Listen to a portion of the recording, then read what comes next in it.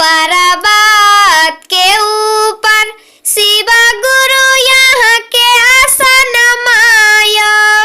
यो शिव गुरु यहाँ के आसन मायो, यो शिव गुरु बहुत दिन से करनी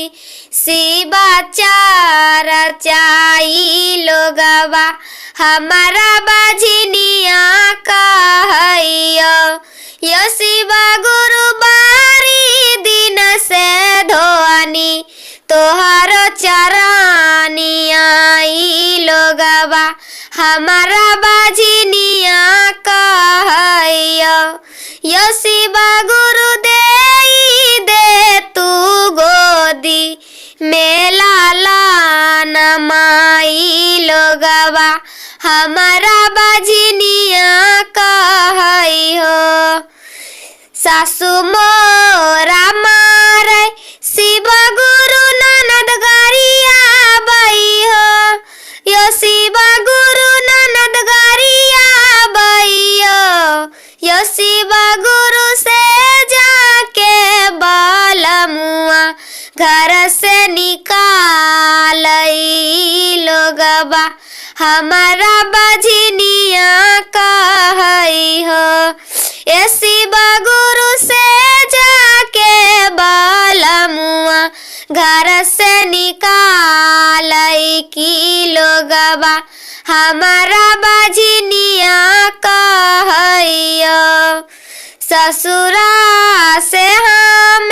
शिव गुरु गेलियै नैहर भायो, यो शिव गुरु गेलियै नैहर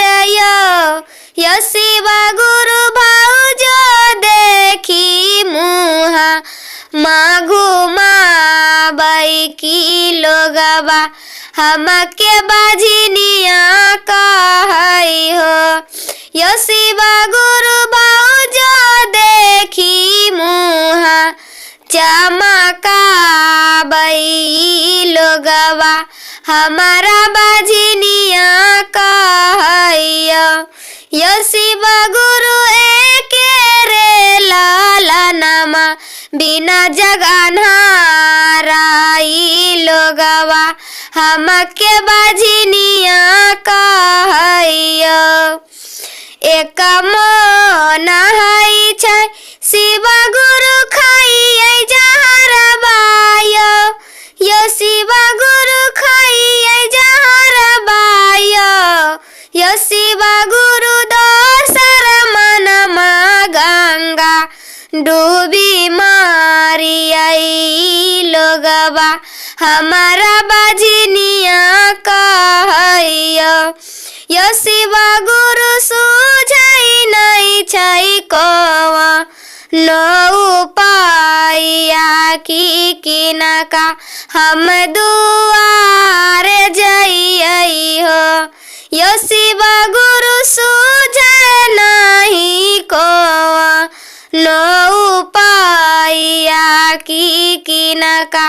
हम दुआरे जइयै हो। पहिला विधा में शिष्या गुरु दया मांगियो हे शिष्या गुरु दया मांगियो हे शिष्या दूसरा विधा में गुरु चर्चा की तीसरा विधा में नमः शिवाय जपियो हे शिष्या नमन करी गुरु प्रणाम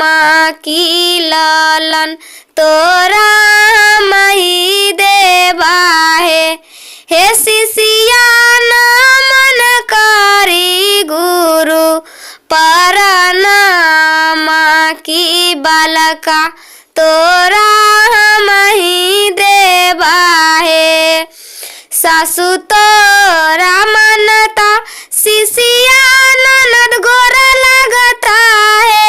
हे शिष्या ननद गोर लगता हे शिष्या से जाके बालमुआ हृदय लगाई ताकि लोगवा तोहा के बजनिया नहीं कहता है। हे शिशिया हम ही देबा गोदी में लाला नमा की लोगवा तोहरा बजनिया नहीं कहता है। हे शिशिया भारी देबा गोदी या तोहारा की जगह तोरा इंजोरा होता है। हे शिशिया हम ही देबा लाला ना तोहारा की लोगवा तोहरा बजनिया नहीं कहता है।